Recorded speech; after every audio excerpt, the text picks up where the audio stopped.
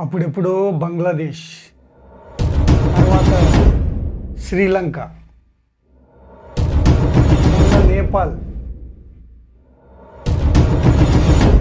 Mexico,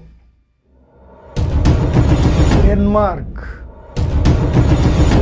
అక్కడి అవినీతి ప్రభుత్వాలు గద్దె దిగుతూ ఉన్నాయి అంటే దాని వెనకాల మేధావులు, తత్వవేత్తలు, రాజనీతి శాస్త్రవేత్తలు లేరు.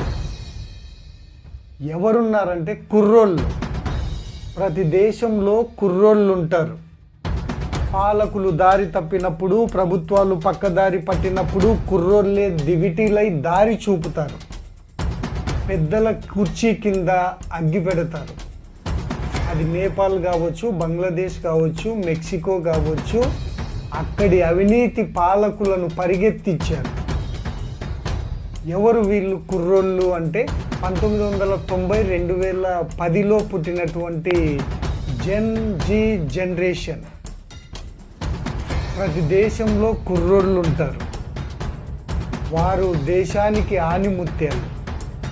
చెడు అలవాట్లకు ప్రలోభాలు కాకుండా తన కాళ్ళపై తాను నిలబడి సమాజ హితం కోరి ఈ యొక్క సమాజాన్ని ఉద్ధరించే విధంగా కుర్రోళ్ళు ముందుకెళ్తున్న వాళ్ళందరికీ హ్యాట్స్ ఆఫ్.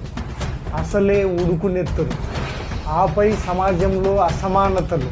మరి కుర్రోళ్ళు ఊకుంటారా? పోరు సాగిస్తూనే ఉంటారు. అలాంటి కుర్రోళ్ళందరికీ హ్యాట్స్ ఆఫ్.